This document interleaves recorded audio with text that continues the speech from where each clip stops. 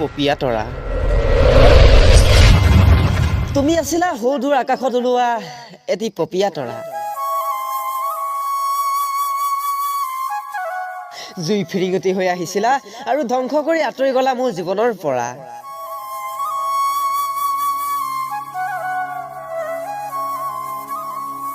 যদিও তোমাৰ বুকুত অজস্ৰ মৰম ভাল পোৱা আছিলে, কিন্তু তুমি গুচি গৈছিলা মাথো এটা অজুহাতেৰে। মৰমৰ নামত বুকুখন বহু জ্বলা পোৰা কৰে অ'। তুমি দিয়া মিছা মৰমবোৰে বুকুখনত হেঁচা মাৰি ধৰে।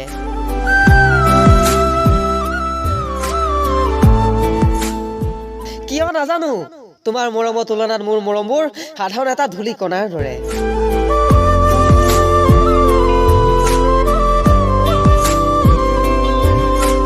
উজাগৰে কটোৱা দিন ৰাতিবোৰে মোৰ বুকুত হেঁচা মাৰি ধৰে। বহুত আঘাত পোৱাৰ পাছতো নাজানো কিয় মনে মাত্ৰ তোমাকেই বিচাৰে। কেতিয়াবা বহুত ইচ্ছা হয় জানা, মাছ নিশা উচপি উঠা আকাশখন চাবলৈ।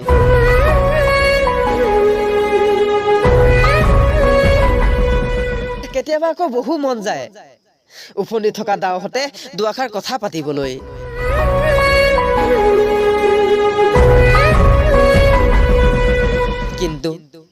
কিন্তু কি কৰিবা, বাস্তৱত যে সকলোবোৰচোন শূন্য।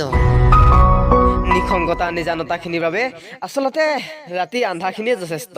মৰমৰ উপহাৰ অশ্ৰু যদি হয় অংগীকাৰ মানে কি,